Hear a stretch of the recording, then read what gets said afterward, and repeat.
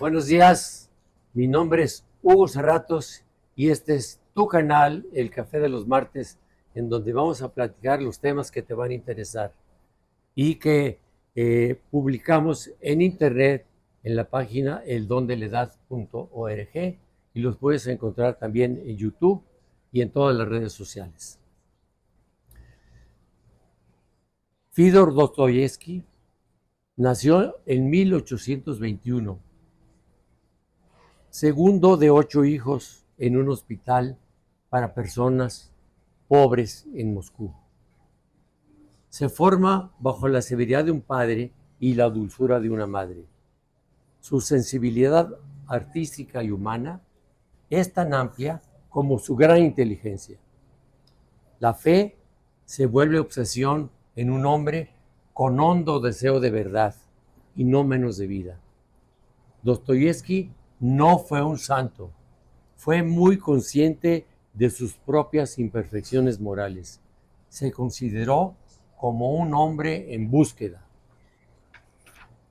Hoy contamos con la presencia de un gran amigo, el padre José Luis Plasencia Moncayo, que es un importante conocedor de este novelista, cuya obra literaria es de valor universal. Buenos días, padre José Luis Plasencia. Es un gusto tenerlo con nosotros. Buenos días, Hugo. Me voy a permitir leer un breve resumen de la formación académica y experiencia de nuestro distinguido invitado, como sigue. José Luis Plasencia Moncayo, salesiano desde 1965, ordenado sacerdote en San Pedro Tlaquepaque en diciembre de 1974, hace ya 50 años. Hay que añadir que nací aquí en Guadalajara, en el barrio de la Capilla de Jesús, que es mi barrio. Licenciado y doctorado en Teología Fundamental en la Pontificia Universidad Gregoriana de Roma, con una tesis sobre la relación entre la antropología y la cristología en la obra de Fyodor Dostoyevsky en 1987, la cual fue publicada en Italia por la editorial Las en 2005 y traducida al español con el nombre Nada más humano que Cristo. Bueno, en realidad fue escrita en español, o sea, y me la publicaron como estaba escrita. Ah, ¿sí? En español, sí.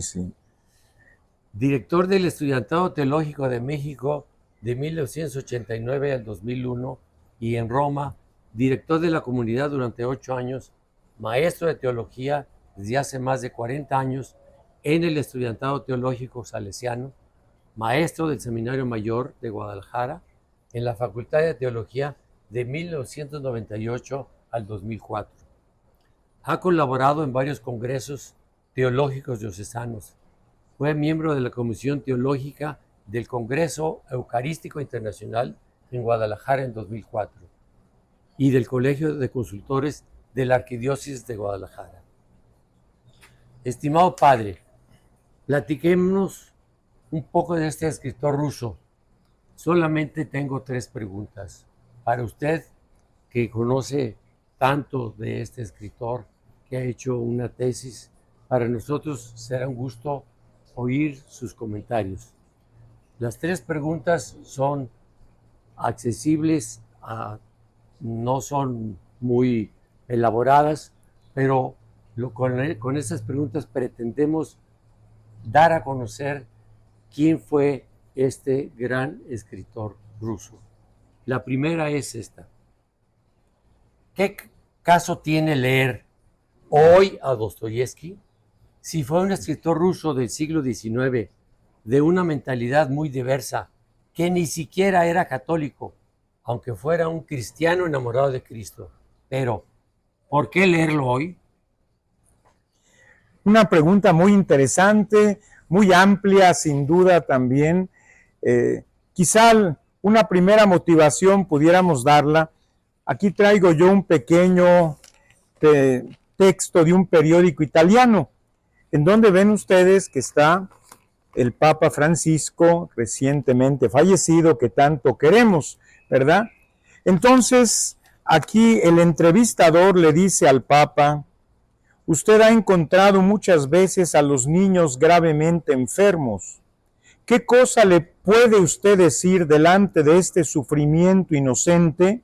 Ya con eso basta para recordarnos de todo, sobre todo la rebeldía que aparece en los hermanos Karamazov, el sufrimiento de los inocentes. Y el Papa contesta: un maestro de vida ha sido para mí siempre Dostoyevsky. Casi esa podía ser una primera respuesta. El Papa dice que es un maestro de vida y que para él lo ha sido siempre. Entonces, sin embargo, ampliando un poco más la pregunta que usted me hace, sin duda que a veces el peligro en nuestra cultura religiosa, concretamente católica, es el querer discriminar a quien no piensa como nosotros, ¿verdad? Entonces, en este sentido, tendríamos que preguntarnos, el que Dostoyevsky no es un mexicano que escribió en el siglo XX o XXI, sino un ruso del siglo XIX, que no era católico, era ortodoxo, sin duda un gran enamorado de Cristo, y esa no es frase mía, es del Papa San Juan Pablo II, gran enamorado de Cristo. Entonces, esto nos ayudaría también a ampliar nuestra perspectiva, incluso como cristianos, no solo o como católicos, porque todos quienes han leído los hermanos Karamazov, pues sin duda se recordan, sobre todo, aunque otras de sus novelas también lo dicen, su actitud plenamente cristiana, pero también anticatólica de Dostoyevsky. Para él, en la leyenda del Gran Inquisidor, en los hermanos Karamazov, nos presenta que la Iglesia no está alineada de parte de Jesús, sino de parte del tentador, porque aceptó las 3 tentaciones, aquellas que Jesús había vencido. Entonces, es un escritor que ante todo cuestiona, y que yo creo que eso es algo bien importante, que no nos deje en nuestras seguridades a veces efímeras, a veces muy limitadas, sino que nos ayude a abrir horizontes, ¿verdad? Mi papá, me acuerdo que murió hace ya 40 años, pero estaba terminando la tesis. Me acuerdo que me decía: ay, hijo, ese ruso se me hace que te va a hacer perder la fe en Dios. ¿No es comunista? No, papá, le decía, todo lo contrario. Pero por decir, como que a veces ya tenemos ciertos clichés y que no nos permiten acercarnos a un hombre como lo fue Dostoyevsky, que ciertamente, como dice el Papa, por cierto que el Papa Francisco lo ha citado varias veces. Por aquí traigo yo un videíto del año pasado en que el Papa literalmente dijo: no podemos seguir formando sacerdotes burros que no conocen a Dostoyevsky, así literalmente. No podemos formar sacerdotes burros que nunca hayan leído a Dostoyevsky, por ejemplo. Esto quiere decir que hay una motivación para poder profundizar, conocer y profundizar el pensamiento y, por qué no decirlo, también la vida de Dostoyevsky, de lo cual se ha escrito muchísimas cosas. O algún escritor por ahí, Stefan Zweig, que en su libro en que escribió sobre Dostoyevsky, lo exalta, como digo, muchísimo, pero muchas cosas se las inventa, ¿verdad? Dostoyevsky no fue un tormentado de la vida a lo largo de sus 60 años. No es cierto. También sufrió mucho, sin duda, pero al menos los últimos 15 años de su vida, cosa curiosa y paradójica, los 15 últimos años de su vida fueron los más felices y que los pasó en una relativa tranquilidad, con solvencia económica, porque su esposa, que tenía 19 años cuando se casó con él, de 45, era muy práctica y muy inteligente, enamoradísima de él, y entonces ella fue la que se le ocurrió: ¿por qué no publicamos tus libros, tus novelas en forma de libros? Porque han de saber que sus novelas todas se publicaron lo que antes llamaban por entregas. o sea, un capítulo cada mes en una revista famosa. Entonces toda la gente, y pasaba algo así como las telenovelas, que la última parte del episodio debía de suscitar la inquietud por el próximo día, y si era de un viernes a un lunes, todavía más. E incluso también, digo, aunque esto no debería quizá decirlo de Dostoyevsky, algunas personas se extrañan por qué sus novelas son tan gruesas, ¿verdad? Bueno, pues porque tienen toda una temática extraordinaria, maravillosa, etcétera. Pero también porque le pagaban por páginas. ¿Por qué se dice que Dostoyevsky es el más grande conocedor del corazón humano de la literatura universal? Es fácil de responder, pero no tanto, y sobre todo no breve. Bien, yo creo que esto lo dicen muchos autores, podríamos mencionar al mismo Stefan Zweig, el gran George Steiner, o también lo mismo Freud. Freud dice que el episodio de los hermanos Karamazov, el gran inquisidor, es la cumbre de la literatura universal, de todo. Aunque también hay que decir, entre paréntesis, que para Dostoyevsky el libro más grande de la literatura universal era nada menos que Don Quijote de la Mancha. Y tiene un elogio Dostoyevsky hermosísimo. Dice Dostoyevsky que el Quijote es el libro más grande y más triste de la literatura universal. Y que si Dios le preguntara a la humanidad, a ver, ¿qué enseñanza han sacado de la vida? ¿Qué han aprendido de la vida humana? ¿Qué conclusión sacan de ella? La humanidad le entregaría a Dios el Quijote y le diría, esta es mi conclusión sobre la vida. Bueno, entonces esto, como digo, ya nos abre a la complejidad de la respuesta y de la pregunta también. En lo que usted señaló antes, conviene saber que Dostoyevsky vivía en un hospital de pobres porque su papá era el médico en ese hospital. Y el chiquillo se iba a platicar ahí con los enfermos que estaban esperando consulta. Y se lo habían prohibido que no fuera a hablar con ellos, que lo iban a traumar. Bueno, en aquel tiempo no se usaba esta palabra. Pero él, de todos modos, contra la prohibición de su padre, se ponía a platicar con ellos, como que quería conocer al ser humano. Cuando después de la muerte de su papá, a los 18 años, tuvo como una visión, algo casi como una experiencia mística, junto al río Neva, en San Petersburgo, donde comprendió que su misión era dedicarse a conocer al ser humano, que esa era su misión para toda la vida.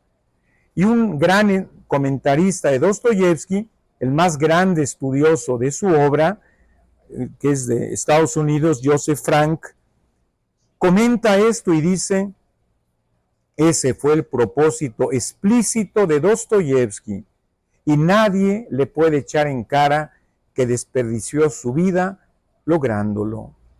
Y podríamos decir, y esto fue un poco el esquema, la estructura de mi tesis, presentar cómo Dostoyevsky analiza al ser humano desde 4 perspectivas, que son las 4 perspectivas fundamentales del hombre: frente a sí mismo, frente a los demás, frente a la vida y frente a Dios. ¿Verdad? Las 4 grandes, creo que son, agotan todas las dimensiones del ser humano. Frente a la vida, y este es, como dice un gran teólogo, Karl Rahner, la libertad no es una cualidad frente a otras. La libertad humana es la capacidad de dirigir todas nuestras capacidades, todo nuestro ser, en una o en otra dirección. Entonces, la libertad es lo que caracteriza la relación del hombre consigo mismo. La relación del hombre para con los demás, sin duda, está hecha de muchas dimensiones, pero la más importante, sin duda, es el amor. Y entonces, esa es la que vamos a tomar en cuenta. Y Dostoyevsky, podemos decir, ninguna novela está exenta de todo un análisis extraordinario sobre las diferentes maneras de vivir el amor. La tercera es la relación del hombre frente a la vida. ¿Por qué? Pues porque todos la tenemos, solo no la tiene el que no existe. Y entonces para Dostoyevsky es una de las cosas más interesantes su amor a la vida. Y sabemos, algunos dicen, pero estaba enfermo. ¿Y qué? En realidad hay que decir que muchas veces los más enfermos son los que más aman a la vida. Claro. Así como también sucede que a veces personas que tienen alguna limitación física son las que a veces más logran superar su condición, ¿verdad? Entonces Dostoyevsky era epiléptico, pero además de que esa era una enfermedad que lo limitaba, también hay que decir, y la tradición de la humanidad lo considera así, le llaman a la epilepsia el morbus sacer, la enfermedad sagrada. ¿Por qué? Porque en muchos casos la epilepsia tiene lo que llaman el aura. Un otro gran famoso epiléptico que fue Mahoma, él dice que en menos tiempo del que un cántaro así contra el suelo se vacía, en menos tiempo, serán 5, 6, 7 segundos, él veía todos los jardines de Alá. Esa experiencia que solamente, dicen, solo puede tener el epiléptico antes, o mejor dicho, en el momento del ataque. Yo diría, lo comparo a veces como decir, como un cortocircuito en donde es un relámpago maravilloso, pero que queda con los cables quemados, ¿verdad? Entonces, un poco ese amor a la vida de Dostoyevsky también estuvo marcado sobre todo por la experiencia que tuvo a los 25 años, que fue acusado de formar parte de un grupo subversivo y fue condenado a muerte. Entonces lo juzgaron y lo condenaron a muerte junto con otros 25 compañeros. Entonces el decreto le llegó al zar y el zar lo conmutó por trabajos forzados en Siberia, pero con una condición. La única condición era que lo supieran los condenados en el momento previo a la ejecución. Entonces los llevaron a la plaza Semenovsky en San Petersburgo y ahí les leyeron la sentencia de muerte, les vendaron los ojos a los 3 primeros, que eran la primera fila de los que iban a fusilar.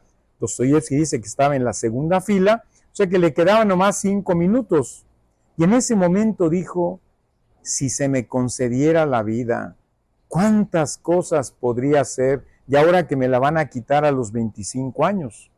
Bueno, ya estaban por fusilar a los primeros, ya vendados los ojos, cuando llegó a galope tendido el correo del zar que dijo, se les perdona la vida y se les manda a Siberia. Claro, él en esos momentos nunca supieron que eso ya estaba planeado. Para ellos fue una liberación milagrosa y realmente para nosotros lo que nos interesa no es cómo estaba planeado, sino la experiencia que tuvo Dostoyevsky. Si alguno ha leído un libro que se llama Los 10 momentos estelares en la historia de la humanidad, del mismo Stefan Zweig, ahí uno de esos 10 momentos estelares de la historia de la humanidad es este episodio frente al pelotón de fusilamiento. Y ahí vamos 3, el hombre frente a sí mismo, frente a los demás, frente a la vida y sobre todo frente a Dios, ¿verdad? Y entonces, ¿cómo traté yo de presentar esto en la tesis? Porque es un poco como el esquema nuclear. Dostoyevsky presenta al ser humano que se realiza a través de las 4 dimensiones, la libertad, el amor, la vida y Dios. Pero el problema está en que esas 4 dimensiones positivas se enfrentan con situaciones, con su contrario, o mejor dicho, con 2 contrarios en cada caso, porque como que hay una dialéctica externa frente a estos 4 enemigos externos, pero hay también 4 enemigos internos, que son los peores. Los enemigos externos, ¿cuáles son? La libertad o el quitarle a alguien la libertad, como impedirte que seas libre. Pero esa no es la peor. La peor es cuando uno no ve el enemigo de su libertad fuera. No te dejo ser libre. No, lo ve dentro. Que cuando el hombre quiere una libertad absoluta, lo destruye a él y se destruye a sí mismo. La segunda dialéctica es el amor. Entonces, podríamos decirlo en forma muy sencilla. El enemigo externo del amor, y sobre todo hablamos aquí de, digamos, no es el único, pero el ejemplo típico, el amor hombre y mujer. Para Dostoyevsky, el peligro externo es un tercero que amenaza, o una tercera, por decir, que amenaza ese amor. Pero no es el peligro peor. El peligro peor es interno. Es cuando el amor precisamente está tan cerca del odio. Y hay una frase aquí ya no es de Dostoyevsky, es una frase genial de Federico Nietzsche, que en su Zaratustra, cuando dice a quién odia más la mujer, puede ser que también el hombre, él lo dice de la mujer, a quién odia más la mujer, responde Zaratustra con un aforismo, y dice, le dijo el hierro al imán, el que lo atrae, te odio más que a nadie, porque atraes sin tener la fuerza suficiente para retener. Y ese es el gran drama interno del amor humano. Cuando por alguien eres capaz de salir de ti mismo, el otro se vuelve como una promesa a cumplir. Y el otro pierde ese carácter de promesa, o sea, no cumple la promesa que hizo que yo saliera de mí mismo, estás propiciando el odio más grande, ¿verdad? Entonces, ese es el segundo. La tercera es ante la vida. Entonces, Dostoyevsky dice que hay que amar la vida incondicionalmente. Todos sus grandes personajes, todos, sin excepción de los grandes, tienen menos de 30 años. Porque para Dostoyevsky, menos de 30 años es decir, amar la vida incondicionalmente. Ningún problema, ninguna cosa será capaz de vencer en mí el amor a la vida, al menos hasta los 30 años. Ojalá que después también, ¿verdad? Bueno, ese es el peligro. ¿Cuál es? La muerte, en sus diferentes expresiones. Dostoyevsky también, en mi tesis, hice un parágrafo, unas 10 páginas, sobre el suicidio, porque hay suicidas en todas las novelas de Dostoyevsky. Y es curioso ver que ningún personaje se suicida porque esté desesperado, sino porque está hastiado, porque no tiene sentido la vida, aunque lo tenga todo. Entonces es muy interesante también esto. Pero el peligro es el peligro externo, la muerte. Pero el peligro interno, ¿cuál es? Que por querer conocer el sentido de la vida, tiendo a acabar con la vida misma. Y entonces él, en este sentido, dice que las ciencias, todo eso, son maravillosas, pero son peligrosas también, porque tratan de,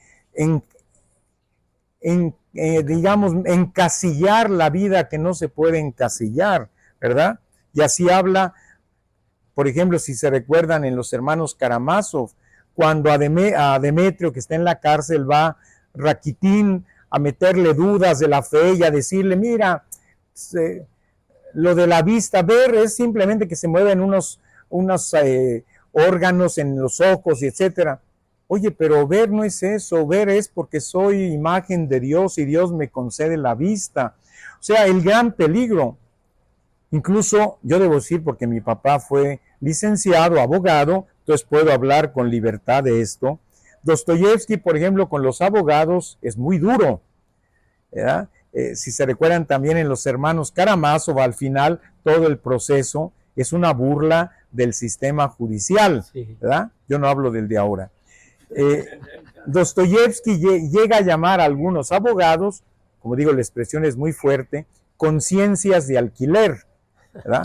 Aunque hay excepciones y excepciones grandísimas. Pero sobre todo llegamos al último, en la relación con Dios. El hombre se relaciona con Dios, la fe en Dios, pero ve amenazado esa fe en Dios por el peligro externo, el ateísmo, en sus diferentes formas. Y la novela que mejor presenta esto, y se dice que nadie la ha logrado superar en esto, el ateísmo, es los demonios, ¿verdad? O los endemoniados o los posesos, como se quiera traducir. Pero no es ese el peligro principal frente a la fe en Dios. Según Dostoyevsky, al menos me parece encontrar esto en él, el gran peligro de creer en Dios no está fuera de la fe, está en el corazón mismo de la fe y se llama Jesús. ¿Por qué? Porque dice Dostoyevsky en varios de sus personajes, sobre todo en Hipólito, en El Idiota, y Kirillov en Los Demonios. ¿Saben por qué el hombre rechaza a Dios? El colmo de esto, porque dejó morir en la cruz a Jesús. Dice, él podía evitarlo, podía liberarlo de la muerte, y sin embargo, al ser más grande que surgió en la historia, aquel, dice Kirillov, por quien quizá Dios creó todo para que apareciera en el mundo, y lo deja morir en la cruz, ¿verdad? Ese es el ateísmo en nombre de Cristo, o por causa de Cristo, el más radical. O sea, esta era una visión, digamos, un poquito larga, pero muy breve, por otro lado, de cómo entiende Dostoyevsky, por qué el hombre es un enigma por todos lados donde se vea para Dostoyevsky, y cómo ese enigma que es el hombre encuentra su respuesta solo en Jesucristo. La última pregunta, padre. Esto tiene relación que yo veo que cada día los jóvenes tienen otra clase de intereses y mi pregunta específicamente es, ¿cómo entusiasmar a un joven en la lectura de Dostoyevsky? Bueno, yo espero que lo que acabo de decir sea una motivación para entusiasmarlos, ¿verdad? Porque yo creo que esto es algo bien importante. Ahora, yo sí me gustaría, aunque puede ser que también sea un poco peligroso decir esto, decía gran estudioso, George Steiner, yo creo que dicen algunos que llegó a ser el hombre más culto del mundo, George Steiner, escribió un libro que se llama Tolstoy y Dostoyevsky, o Tolstoy o Dostoyevsky, no creo si es con la I o con la O, que es el famoso problema de Kierkegaard, ¿verdad? Bueno, lo uno y lo otro, lo uno o lo otro. Bueno, aquí en este libro Steiner dice que se puede dividir a la humanidad en dos grandes grupos, los tolstoyanos y los dostoyevskianos. Los tolstoyanos son los que viven una existencia que llama solar. Tolstoy vivió siempre en el campo, en la naturaleza. Para él, sus grandísimas novelas, este mismo Steiner dice que Tolstoy y Dostoyevsky son los dos más grandes novelistas de la literatura universal. Dice, cuando la literatura en sus casos límite es dogmática, o sea, no dice yo pienso que no, así es. Eso es juicio de Steiner y yo estoy de acuerdo con él. Pero sí dice, no, aquí no se vale que, bueno, para ti, bueno, en un cierto ambiente, bueno, en el siglo XIX. No, los dos más grandes son ellos dos. Pero dice, Tolstoy es el hombre de esa luminosidad, donde los personajes son claros y distintos y actúan así o asá, ¿verdad? Entonces, así hay mucha gente en el mundo. Él dice, como la mitad, que no se hacen problema de la vida, que van viviendo como se puede, bien o mal, pero no se problematizan. En cambio, los dostoyevskianos son los que siempre andan problematizándose la vida, los que se angustian, todos es los que les da el estrés y todo esto de la situación humana. Olvídate. Tolstoy dice, ese Dostoyevsky, porque él conoció sus obras, ¿verdad? Se conocieron. Es tan complejo, tan oscuro, todos esos Raskolnikovs y Stavrogines, la vida es mucho más sencilla. Bueno, yo creo que aquí a los jóvenes habría que decirles, hombre, si no les entusiasma Dostoyevsky, es porque quizá la vida la toman demasiado a la ligera, porque quizá pues es tan sencilla y todo, ¿no? Pero quien quiera realmente entrar en la complejidad de la vida, del corazón humano, todo lo que es el amor, la vida, la libertad, pues tiene que leer a Dostoyevsky. Y no solo leer a Dostoyevsky, yo no, digo, al menos en mi experiencia, yo no solo leía Dostoyevsky, desde la primera vez me hice dostoyevskiano. Y entonces los invito también a que así sea. Muy bien. El largo y difícil camino de fe del escritor ruso permite comprender que la fe cristiana no es una doctrina ni una moral. Es un modo de estar en el mundo como seres perdonados, redimidos, que comparten responsabilidad unos por otros. ¿Qué opinas? ¿Qué piensa, padre? Bueno, mira, Hugo, yo estoy de acuerdo contigo, solo que en medio de las dos afirmaciones está el centro, que es Jesucristo. Claro. Porque no es ni solamente una doctrina o una moral, pero tampoco es una forma de vivir. Es alguien, Exacto. ¿verdad? Como dijo el Papa Benedicto en su primera encíclica, ser cristianos no es ni adoptar un conjunto de ideas, ni seguir un conjunto de normas, ni practicar un tipo de ritos o celebraciones. Es una persona y un acontecimiento. Entonces, para Dostoyevsky, realmente el núcleo es, y entonces, cuando salió del presidio allá en Siberia, que salió, duró 5 años en presidio, cuando llegó ahí a Siberia, había un grupo de señoras viudas todas, que habían acompañado de esos grupos de deportados. El primer grupo no habían salido de Siberia, murieron ahí, y sus esposas los acompañaron, no todas quizá, pero todas fieles hasta que murieron sus esposos. Y ahí se quedaron y atendían a los que iban deportados. Entonces, una señora, la señora von Vicina, les daba a cada uno un regalo, un Nuevo Testamento en ruso, que era el único libro que se les permitía tener.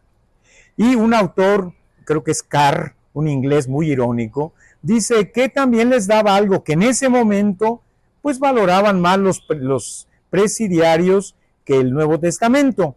Un billetito de 20 rublos que iba dentro del Nuevo Testamento, escondidito por ahí para que no lo vieran los soldados, ¿verdad? Entonces eso en ese momento les importaba más. Pero Dostoyevsky tuvo solamente el Nuevo Testamento como libro para leer en 5 años, ¿verdad? Entonces es imposible, digamos, exagerar la importancia que tuvo para él. Y entonces ese mismo librito, el libro físico, lo conservó toda la vida, me imagino que rayado y algunas cosas, y cuando estaba en el lecho de muerte, que murió a los 60 años, ¿verdad? Después de esos 15 años que decíamos de su segundo matrimonio, su esposa tenía entonces 34 años apenas, él ya 60, entonces, bueno, además de que le dijo una cosa que Ana Grigorievna Snitkina, la esposa de Dostoyevsky, le dijo, pone en sus memorias, me dijo Fyodor algo que muy pocos esposos podrán decirle a su esposa en el lecho de muerte. Mira, Ana, siempre te he querido y nunca te he traicionado, ni siquiera con el pensamiento, ¿verdad? Así le dijo, para otros que se imaginan quién sabe qué cosas de Dostoyevsky. Bueno, entonces le mandó llamar a sus 2 hijos, porque uno ya se había muerto antes, el primero, y entonces Lyubov, la hija, que escribió una vida de Dostoyevsky, muy sencilla, pero muy simpática, porque es la hija la que escribe, ¿verdad? Dice que nos mandó llamar y nos mandó que trajéramos el Evangelio, el Nuevo Testamento que le habían dado en Siberia. Y entonces nos dijo que lo abriéramos, no así por casualidad. Antes sí le dijo, ábrelo donde caiga, como antes decían, y dice que que Jesús le dice a Juan Bautista, no me retengas, haz lo que te digo. Ya ves, dice que hoy me voy a morir. Así lo entendió Dostoyevsky y de hecho murió ese día. Pero luego les leyó la parábola, si me permites. Aquí es donde yo tenía esto. Dice la hija que le dijo que buscara la parábola del papá y sus dos hijos, la que conocemos como la parábola del hijo pródigo, ¿verdad? Y entonces le dijo que la leyera esta parábola y les dijo, según el testimonio de Lyubov, la hija, recuerda que Dostoyevsky, al dirigirse a ellos, su esposa y sus hijos, les dijo que si alguna vez llegaran a cometer algún delito, confiaran en Dios como su Padre y le pidieran perdón y estuvieran seguros de que Él se alegraría de su arrepentimiento, de la misma manera que el Padre había hecho cuando regresó el Hijo pródigo. Y comenta esto Frank, con esta parábola de Jesús del amor de Dios, con esto murió Dostoyevsky, ¿verdad? Quisiera añadir a esto una frase también muy hermosa del idiota, que no era idiota en el sentido que entendemos a veces, pero que era un personaje realmente bueno, sin malicia, y que era ingenuo y preguntaba todo lo que veía.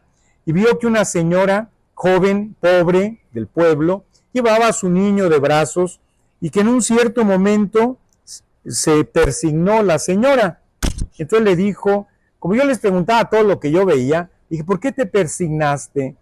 Y le dijo la señora joven de unos 20, 22 años, es que mi hijo, mi hijito, me sonrió por primera vez. Dice, y la primera vez que un hijo sonríe a su madre, le da la misma alegría que Dios recibe cuando un pecador se arrepiente y comienza a invocar a Dios.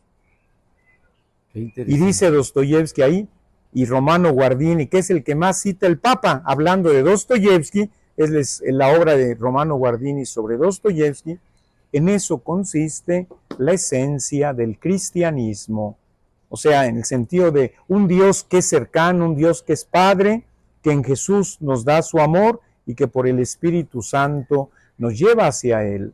Entonces Dostoyevsky, en ese sentido, hablando de la señora Fombicina, le escribió una carta cuando salió del presidio, diciéndole, mire, yo soy un hijo de mi tiempo, oscilo siempre entre la fe y la incredulidad, y así estuvo siempre también, y eso es lo maravilloso también de sus novelas, que nunca hay así, mira, aquí está todo clarito, lo bueno y lo malo, lo blanco y lo negro, no, es todo complejo, ¿verdad? Entonces, él, ¿qué dice? Yo seré siempre en esta... Y quien lee los hermanos Karamazov, dice, Dostoyevsky mismo lo dijo, no hay en toda Europa una afirmación tan fuerte del ateísmo como la de mi novela, donde le planteo decir cómo va a existir Dios si hay el sufrimiento de los inocentes. ¿Cómo puede Dios permitir esto si es omnipotente? Entonces, en esa carta dice, pero hay momentos en que me siento tranquilo, alegre, sereno, y entonces cuando formulo un credo, mi propio credo, ¿verdad? Credo personal, que es muy sencillo, consiste en decir que no hay nada más grande, más noble, más hermoso, más humano que Cristo. Y por eso el título que le quise poner es de una frase del mismo Dostoyevsky. Padre, le agradezco su tiempo. Estoy seguro que ha resultado de mucho interés para todos nuestros amigos. Yo soy Hugo Serratos y este es tu canal, El Café de los Martes. Gracias a todos ustedes por habernos acompañado. Les agradecemos. Nos envíen tus comentarios a nuestras redes sociales. Y muchas gracias también a todos ustedes. Me dio mucho gusto poder estar en este momento con nuestros amigos y ojalá que no sea la última. Gracias, Hugo. Hasta la próxima. Hasta la próxima.